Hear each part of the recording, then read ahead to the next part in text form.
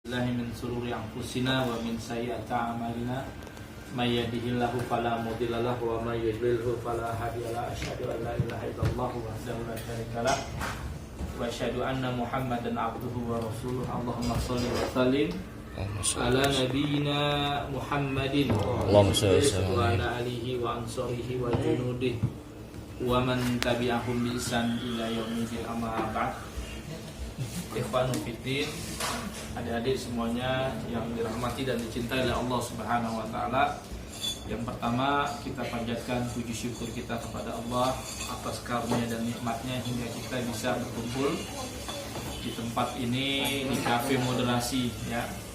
Dan juga salawat serta salam senantiasa kita tujukan kepada uswatuna Muhammad sallallahu alaihi wasallam. Baik, tadi ada beberapa permintaan yang minta nasihat dan tauji ya. Yang pertama, saya menasihati kepada para pemuda-pemuda ya, hendaknya ya, berkhidmat ya kepada agama ini. Berkhidmat itu artinya melayani terhadap agama ini. Karena apa? Karena dengan khidmat inilah kita ya membuktikan ya keislaman kita dan keimanan kita kepada Allah Subhanahu wa taala. Memang Islam itu tidak butuh yang namanya perjuangan ya, dari hambanya ya. Karena memang Allah akan menjaga din ini. Tetapi setidaknya kitalah yang membutuhkan terhadap agama ini. Karena siapa lagi kalau bukan karena para pemuda. Maka kemudian pemuda ini sangat penting ya bagi masa depan agama, bagi masa depan bangsa dan negara. Maka pemuda-pemuda ini menjadi ukuran parameter kekuatan daripada izzatul Islam wal muslimin ya. Tanpa kekuatan pemuda nggak akan bisa gitu. Makanya kemudian karena anak-anak muda ini dia punya energi yang lebih ya, punya energi yang lebih, dia punya semangat yang lebih, ya punya waktu yang panjang gitu ditimbang kita yang sudah tua ini ya kan gitu. Maka untuk itu kadang musuh-musuh Islam itu sendiri menyerangnya di kalangan para anak-anak muda gitu. Mereka senantiasa ya menawarkan ya kepada pada narkoba ya, bahkan sampai dalam rangka untuk ibadah kepada Allah Subhanahu wa taala ya, jadi kita digoda gitu. Jadi jangan kira yang tergoda bukan cuma di kalangan para anak-anak muda dengan tawaran-tawaran duniawiah, tetapi kadang kita juga digoda dalam ketaatan kita kepada Allah Subhanahu wa taala. Kata ulama salaf, ba'du salaf pernah mengatakan madat bahalul ibad bi amroini matubali bi ayyifuma ya amma gulu fihi au tuksiru anhu. Ya, tidaklah iblis itu selalu menghadang manusia melalui dua jalan ya, dan dia tidak pernah peduli dari jalan mana dia akan menggoda manusia tersebut ya. Ya. Pertama ya, jebakan daripada iblis itu adalah amma gulu fihi, apakah di dalam sikap gulu dalam beragama atau aksiru anhu, atau dengan cara menggampang-gampangkan dalam beragama. Dan dua-duanya ini merupakan talbis ya, dua-duanya merupakan jebakan setan untuk menggoda manusia. Makanya kemudian pemuda yang kokoh ya, pemuda yang istiqomah di dalam masa mudanya untuk dihabiskan untuk ibadah kepada Allah itu cenderung ya jarang. Makanya kemudian Allah menjamin ya, dalam sebuah hadisnya dikatakan tidaklah ada satu naungan ya, ada 7 manusia yang akan mendapatkan naungan dari Allah, yang mana pada saat itu tidak ada naungan selain daripada naungan Allah. Di antaranya siapa? Di antaranya adalah wasyabun nasya'a fi ibadatillahi azza wa jalla, yaitu para pemuda yang menghabiskan umurnya untuk ibadah kepada Allah. Karena memang nggak mudah bagi anak muda mengisi hari-harinya dengan ibadah kepada Allah. Yang ada anak muda ngapain? Mudah-hura ya kan? Tapi di saat muda dia justru memberikan yang menghabiskan waktunya untuk berkhidmat kepada din ini ya, menjaga agama ini, berjuang buat agama ini. Dan itu jarang. Jadi dia mengisi hari-harinya dengan ibadah kepada Allah Subhanahu wa taala. Tetapi ibadah sendiri, ya iblis setan tidak akan berhenti di situ. Dia senantiasa selalu juga menggoda. Sebagaimana saya katakan tadi, dia akan menghadang kita. Menghadangnya apa? Dengan apa? Dengan sikap-sikap dulu ya dalam beragama, dengan sikap atau kedua aja dengan sikap-sikap mengurang-urangi ya, maksudnya itu menggampang-gampangkan, meremehkan dalam masalah agama. Maka untuk itu penting ya, bagi adik-adik semua di Ciracas ya yang datang silaturahmi ke tempat ini untuk senantiasa istiqomah. Ya, tetapi kemudian keistimewaan kita jangan sampai kita terjebak kepada paham-paham yang dilarang. Ya, terjebak kepada paham-paham ekstrim, ya mudah menyalahkan orang lain, memvonis orang lain, membintah-bintahkan orang lain walaupun itu dibungkus dengan agama sekalipun. Ya, kita jauhi daripada sikap-sikap ekstrim dalam beragama. Karena memang kata hadis Rasulullah Sallallahu Alaihi Wasallam mengatakan innad dina yusrun lan yushadda dina ahadun illa golabahu. Sesungguhnya agama Islam ini mudah, ya bahkan memberikan kemudahan.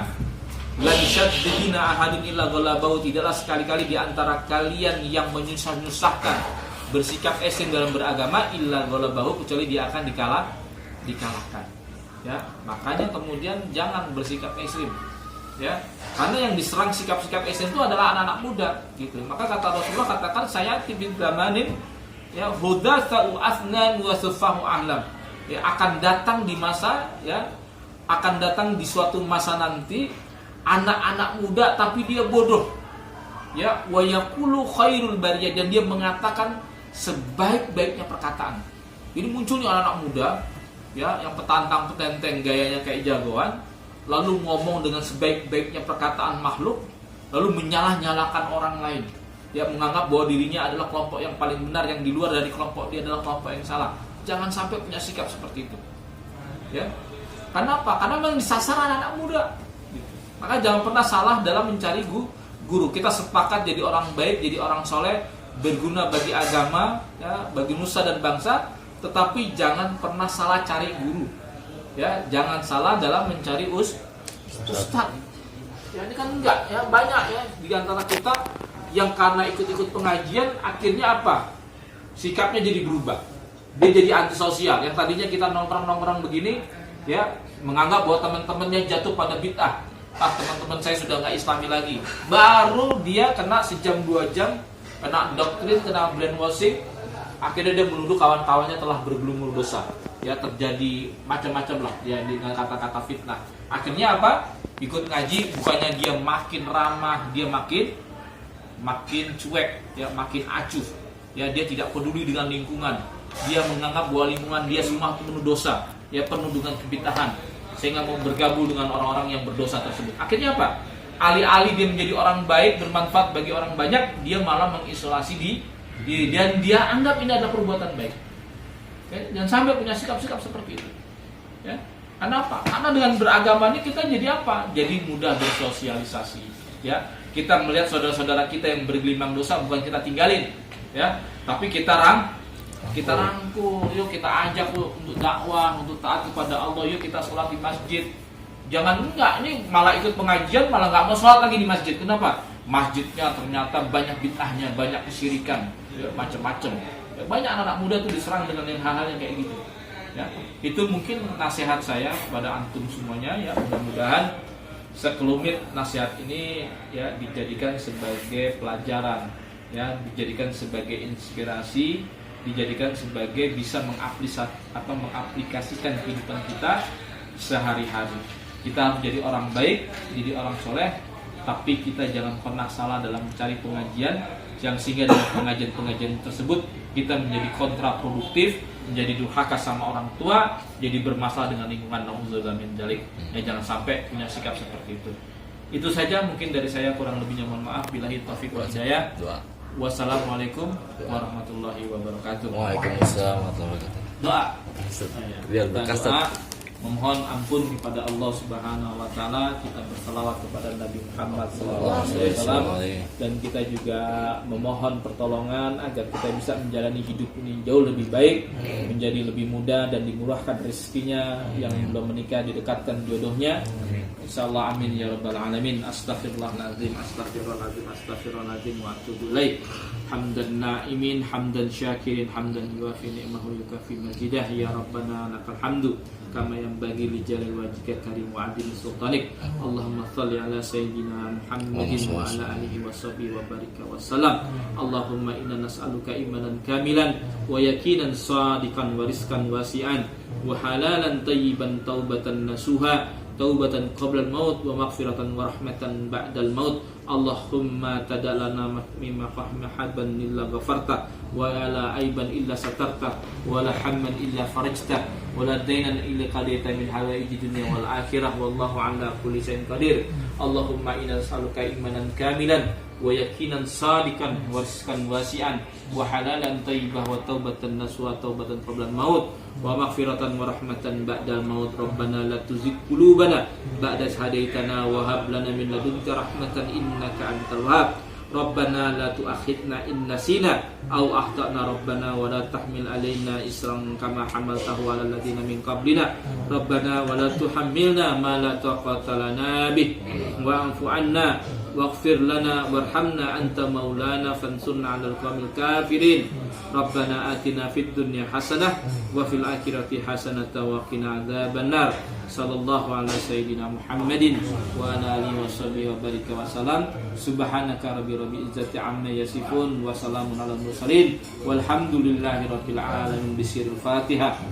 A'udzubillahi minasy